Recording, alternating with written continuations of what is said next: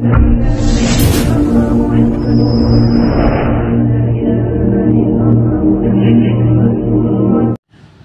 দুটো সময় যেহেতু সালাত একবারে পার হয়ে যাচ্ছে সেই জন্য দেখা, কিন্তু এছাড়াও অন্য কোনো সালাতেও, জোহরেও আপনি জামাতে গেলেন 1 রাকাত পেলেন, ঠিক আছে, মাগরিবে গেলেন 1 রাকাত পেলেন, এশাতে গেলেন জামাতে 1 রাকাত পেলেন, বা ওয়াক্ত পার হইতে যাচ্ছে আর 1 রাকাত পেলেন, তাহলে আপনি ওয়াক্তেই নামাজটা পেয়ে গেলেন।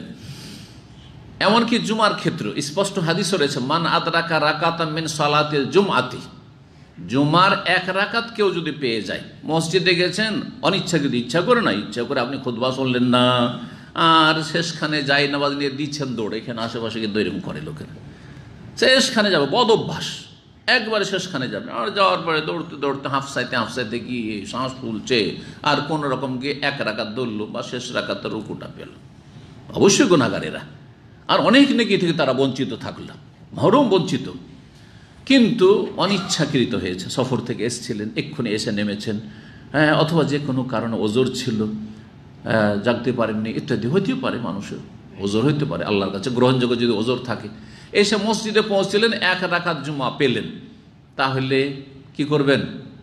বাকি 1 রাকাত পড়ে নেবেন, কাজা করবেন, জুমা হয়ে গেল। কিন্তু যদি 1 রাকাতও জুমা না পান, মাসলাটা শুনেন ভালো করে, দৌড়তে দৌড়তে আসলেন, যদিও দৌড়া ঠিক নাই, স্বাভাবিক আসতে হবে, কিন্তু নবী সাহেব নিষেধ করেছেন দৌড় দিয়ে আসবেন না, কিন্তু মানুষের স্বভাব এরকম দৌড় দেয়, এটা রুকু পাওয়ার জন্য কি দৌড় দিচ্ছে দপদপ করে, তাই না?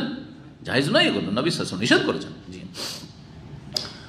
আসলেন মসজিদে তাড়াহুড়ো করে, ওজর ছিল, ওজর না তাহলে গুনাহগার, আর আসার পরে 2য় রাকাত ধরবো কমপক্ষে, তাও পেলেন না, এসে দেখছেন যে রুকু থেকে উঠে গেল, ইমাম কি হয়ে গেল, রুকু থেকে উঠে গেছে, বা শেষ রাকাতে সেজদায় চলে গেছে, সালাম ফিরেনি, এখন জামাতে লাগবেন না লাগবেন না? জামাতে লাগবেন। এক শ্রেণীর লোকেরা জামাতে লাগে না, আমাদের সেরকম কিছু লোক হানফি লোকেরা আছে, ওরা এরকম ভুল করে, আর এখানে কিছু জাহিল লোকেরা আছে, আর ওরা এরকম কাজটা করে, যখন দেখছি যে আত্মীয় তো বসে গেছে, তখন দাঁড়িয়ে থাকে মসজিদে, থাকে না? কোনো দলিল নেই এরকম দাঁড়িয়ে থাকার, যে অপেক্ষা করেন যদি উঠে তাহলে লাগবো, আর না উঠে তাহলে আলাদা আমরা জামাত শুরু করবো, এর কোনো দলিল নেই, কিন্তু সেটা আরবরা করুক অথবা আমাদের দেশের লোকেরা করুক, ভুল বোঝা গেছে কি না? বরং হাদিস আছে যে ওয়াল ইয়াসনা কামা ইয়াসনাউল ইমাম, ইমাম যা করছে সেই কর, ইমাম এখন বসে আত্মহাত পড়ছে, আত্মহাত লেগেছে, আল্লাহু আকবার বসে যান, কি তাকবীরে তাহরিমা দেবেন, আল্লাহু আকবার দিয়ে আপনি বসে যান আত্মহাত, তারপরে সালাম ফিরে দিলে উঠে যান। এখন শেষ রাকাতে জুমার এসে শেষ রাকাতটাও পেলেন না, তাহলে কি করবেন? মাসলা কে জানে? যে জানে হাত তুলবে, হাত তুলে। আর জুমা আপনার হইল না, যেহেতু 1 রাকাতও পাননি, সেই জন্য জুমা আপনার হইল না, কি করতে হবে তাহলে? ওয়ালিউসাল্লিহা জোহরান, হাদিসে জোহর করে না এখন, তাহলে এখন আপনাকে কি করতে হবে? 4 রাকাত, 2 রাকাত জুমা পড়লেই হয়তো, জোহরের বিকল্প ছিল, আর হইল না, এখন আপনাকে 4 রাকাত পড়তে হবে। যদি কেউ এখানে নামাজ তো পেলাম না, তো জুমাটা কাজা করে 2 রাকাত পড়ে নাই, তাহলে তার সালাত আদায় হবে? হইল না, সে জোহরও আদায় করলো না, তার জুমাও হইল না, সে গুনাহগার, জি, কাবিরা গুনাহ করলো। আর বিনা ওজরে এরকম লেট করে, তবুও কাবিরা গুনাহ করলো। জি,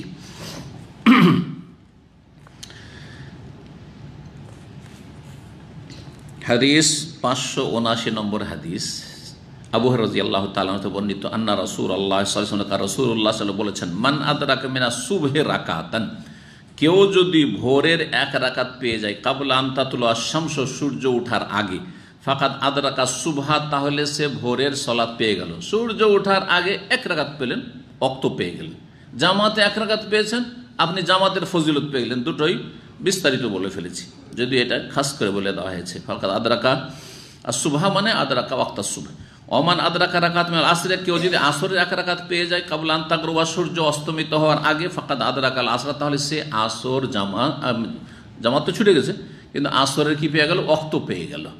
কিন্তু সেটা জামাতের ক্ষেত্রে যদি হয়, তো সে জামাতের ফজিলত পেয়ে গেল, যদিও ওই ব্যক্তির মতো না যে ব্যক্তি শুরু থেকে পড়েছে। একজন শুরু থেকে তাকবীর তাহরিমা সহ পড়েছে, অথবা প্রথম রাকাত থেকে পেয়েছে, 2য় রাকাত পেয়েছে, আর আপনি শেষ রাকাত, সমান নাকি? সমান না, কিন্তু সর্বনিম্ন আপনি জামাতটা পেয়ে গেলেন, কারণ এক রাকাত পেয়েছেন, এক রাকাত পেলেন না, তারপরও জামাতে লাগবেন। মশলাটা হলো ক্লিয়ার করি। গেলেন, দেখলেন যে চতুর্থ রাকাতের, আসরে বা জোহরে চতুর্থ রাকাতের রুকু থেকে উঠে গেছে, তাহলে ওই রাকাতও পেলেন না, তাহলে জামাত ধরবেন না? ধরবেন না। জামাত ধরবেন, কিন্তু জামাতের ফজিলতটা আপনি পেলেন না, জামাতের ফজিলতটা পেলেন না, অপেক্ষা করবেন না। জামাতের ফজিলত পেলাম না, সেই জন্য আলাদা জামাতের জন্য আমরা দাঁড়িয়ে থাকবো, অথচ ইমাম সালাম ফেরেনি, এটা মন গড়া ফতুয়া। হ্যাঁ, এই ফতুয়ার পিছনে কোনো দলিল নেই।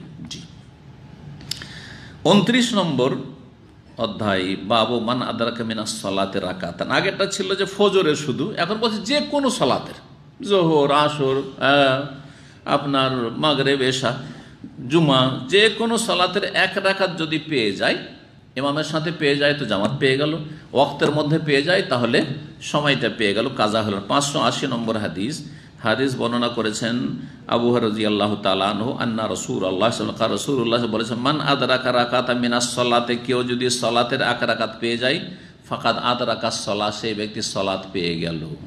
এক রাকাত যদি নামাজ পেয়ে যায় তাহলে সেই ব্যক্তি নামাজ পেয়ে গেল। জামাতে যদি এক রাকাত পেয়ে যায় তো জামাতের ফজিলত পেয়ে গেল। ওয়াক্তের ভিতরে যদি এক রাকাত পেয়ে যায় তাহলে সে ওয়াক্তটা পেয়ে গেল, তাহলে তার সালাত কাজা হলো না। এখানে আজকের আলোচনা শেষ করছি। ওয়া সাল্লাল্লাহু ওয়া সাল্লাম আলা নবিয়িনা মুহাম্মদ ওয়া আলা আলিহি ওয়া সাহবিহি আজমাইন।